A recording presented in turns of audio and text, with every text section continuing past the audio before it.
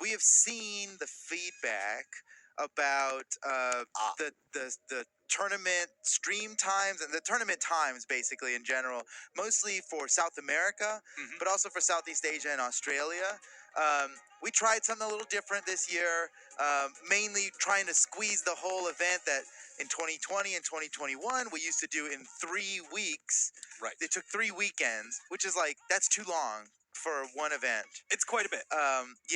So considering that and the amount of time, we have a live production crew now who are all inside the room and everything.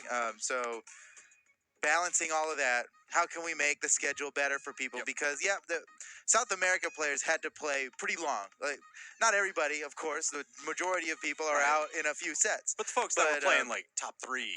Yeah, they had to play till like 4 a.m. Some of those guys, so it was pretty rough. So, and I've been talking to a lot of South American players, and I've been seeing the feedback from everybody from Southeast Asia and Australia as well. And so we want to change it up how we can to make it work for us here in the studio and for the players and for the viewers as well, right? So we're thinking of some changes here.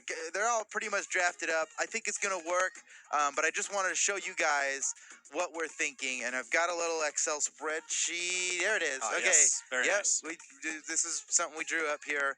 And you can see, hopefully it makes sense. I was just going to use my words to explain this, but it's like way too much. It's so hard to explain this without a visual identifier here. So here it is. You can see how things overlap. The lighter portion of the colors for each region, that's when the tournament is running without the stream covering it. Right. In case you didn't know, every tournament we stream actually has a large portion of it happens completely off stream. Otherwise, the tournament streams would be 20 hours long, right?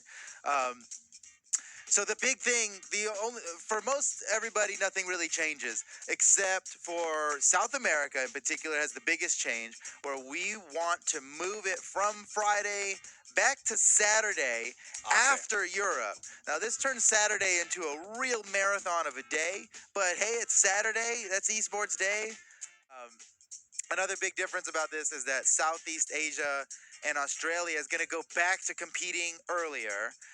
They always used to have to wake up pretty early to compete. Yeah. When we made this change here for Southeast Asia and Australia, a nice thing about it was that they get to wake up at a more reasonable hour to compete, right? It's because Southeast Asia and Australia are like on the other side of the world. They're on the other side of the planet. Yeah, the time zone is so far in the future from us that it's like, when can we here do the production for it while they're still able to compete and not run over all the other things we do? Exactly. So a little bit of a trade-off. For us, it's going to be a really late Friday night. All these time zones are in our time zone. All these times are in our time zone, by the way, Eastern time. Obviously, it converts, but South America, Southeast Asia and Australia, they'll go back to the normal start time that they used to have. It's earlier. Sorry, Southeast Asia and Australia, but the upside is they're back on mainstream.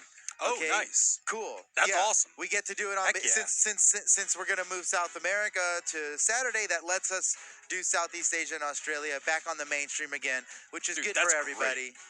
It's good for everybody. So I hope this works for people. Hey, message me. You can message me.